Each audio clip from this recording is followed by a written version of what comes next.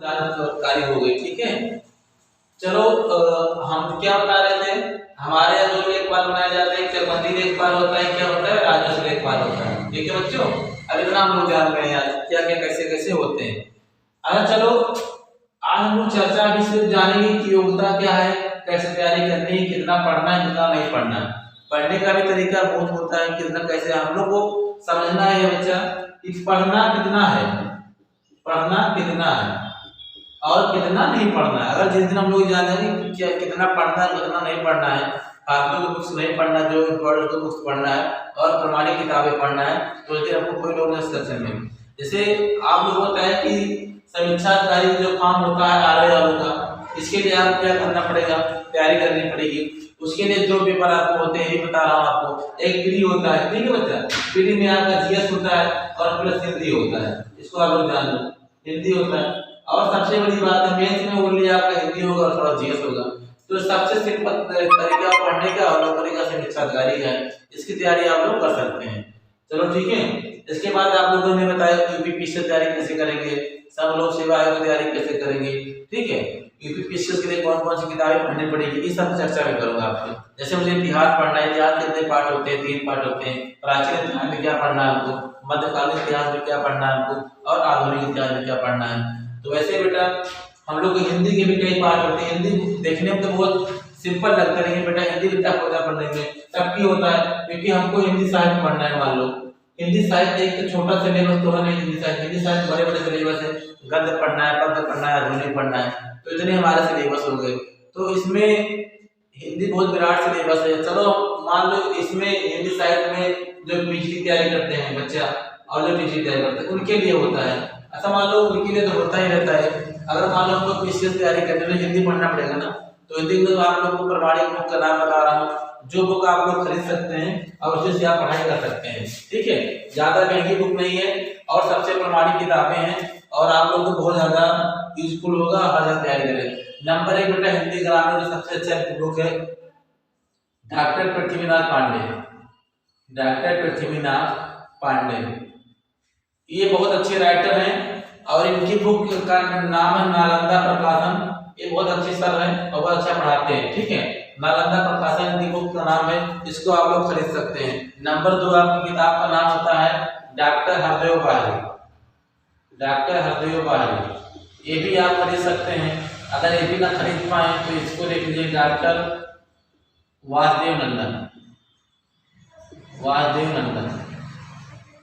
आप लोग 3 किताबें खरीद सकते हैं और तीनों आपको काम देंगे। अब आपको जो भी तैयारी करनी है, चाहे लेखपाल करनी है, चाहे ग्राम पंचायत तैयारी करनी है, चाहे UPPSC करनी हो, चाहे समीक्षा अधिकारी करनी हो, जिसकी भी तैयारी करनी है और आपको हिंदी देना है, तो उसके लिए आप तीनों में से किताब खरीद के आप तैयारी कर सकते हैं।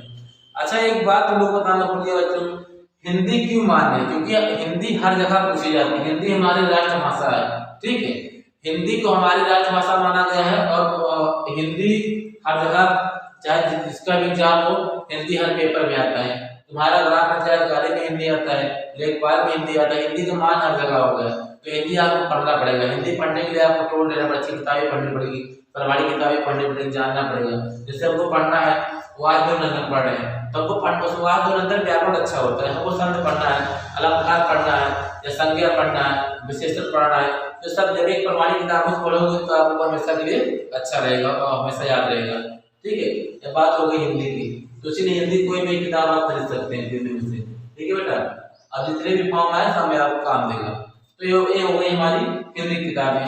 हमको GS पढ़ना है। अगर कोई बच्चा वनडे तैयारी करता है, वनडे मतलब कंपटीशन वनडे, समीक्षा अधिकारी हो गया, लेखपाल हो गया, राजस्व लेखपाल, कोई भी वनडे एग्जाम तैयारी कर रहा है तो उसके लिए सबसे अच्छी GS किताबें बच्चा होती है। अगर वनडे देना है, PCS नहीं तैयारी करना है, IAS तैयारी नहीं करना है, अगर आपको UPSC नहीं देना है, तो अगर आपको छोटी सी नौकरी के लिए लड़ना है या UPSI के लिए पढ़ना है, ठीक है बच्चा, UPSI के लिए पढ़ना है या UPPT के लिए पढ़ना है, UPPT जो कांस्टेबल होते हैं, महिला सिपाही होते हैं, पुरुष कांस्टेबल होते हैं, इसके लिए पढ़ना है, तो सबसे अच्छी किताबें यहाँ पे एक होती है। किताबें 4-5 प्रकार के, लेकिन हमारे हिसाब से सबसे अच्छी प्रकाशक किताबें तुमको GS एक मोटा सा 120 रुपये मिलता है बेटा, इसको बोलते हैं यूनिक प्रकाशन। यूनिक प्रकाशन की आप किताबें खरीद सकते हैं और आप उसको पढ़ सकते हैं, बहुत काम देगा आपको इस प्रकार से, ठीक, वनडे एग्जाम के लिए। अगर आपको सिविल देना है तो उसके लिए आपको बहुत पढ़ना पड़ेगा, अलग अलग किताबें पढ़नी पड़ेगी। अगर बेटा मान लो आप यूपीएससी तैयारी करते हो, ठीक है, यूपीएससी करते हो यूपीपीसीएल करते हो, इस दोनों का कॉम्बिनेशन बहुत ज्यादा है, ठीक है। अगर आप दोनों तैयारी करते हो पहले आप क्या पढ़ना पड़ेगा बेटा, एनसीईआरटी पढ़नी पड़ेगी, एनसीईआरटी पढ़नी पड़ेगी। एनसीईआरटी कैसे पढ़नी पड़ेगी, कितनी पढ़नी पड़ेगी, क्या पढ़नी पड़ेगी, ये आप लोग जान लीजिए, क्योंकि बहुत से कोचिंगों में बहुत लोग बता देते हैं बस जाकर एनसीईआरटी पढ़ लो, लेकिन ये नहीं बताते कि एनसीईआरटी में पढ़ना कैसे है, तरीका उसका पढ़ने कैसा है और क्यों पढ़ना है और कितना पढ़ना है। तो आप लोग एनसीईआरटी बेटा क्लास 6 से लेके 12 तक 12 तक की एनसीईआरटी आप खरीद सकते हैं, ठीक है, जिसमें आपको जीएस के लिए जैसे ज्योग्राफी हो गया, भूगोल हो गया, इतिहास हो गया, इसमें आप पूरी किताबें मिल जाएगी, जैसे भारत का इतिहास सब पूरा लिखा रहता है, पूरा आप उसको पढ़ सकते हैं एनसीईआरटी, उसी से आपका नोट्स बन जाएगा। और जितनी तैयारी करनी है आपको बताते हैं तैयारी क्या करनी है और फॉर्म कैसे भरना है आपको, ठीक है। और आप तीनों किताबें की खरीद लीजिएगा, तीनों में आपको हिंदी मिल जाएगी और हर जगह आपको हिंदी काम देगी। आपको हाई कोर्ट में इलाहाबाद उसमें हिंदी चाहिए, समीक्षा हिंदी चाहिए, समीक्षा कार्य बेटा समीक्षा कार्य में आरओ में हिंदी 2 प्रकार से पूछी जाती है, तुम्हारे प्री में भी हिंदी आएगी और मेंस में भी हिंदी आएगी। उसमें ज्यादा रोल किसका रहता है, व्याकरण का रहता है।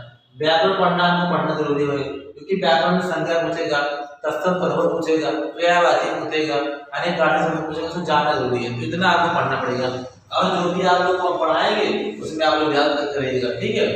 इतना आज क्लास आपको बताएंगे और कल हम आपको यूपी पूरा पढ़ाएंगे, उत्तर प्रदेश हमारा कैसे बना, कब बना और कितने राज्य हैं, उत्तर प्रदेश कितने जिले हैं और कितने राज्यों सटा हुआ हमारा उत्तर प्रदेश है, इस सब मैं आपको बताऊंगा आगे वाले वीडियो में। धन्यवाद।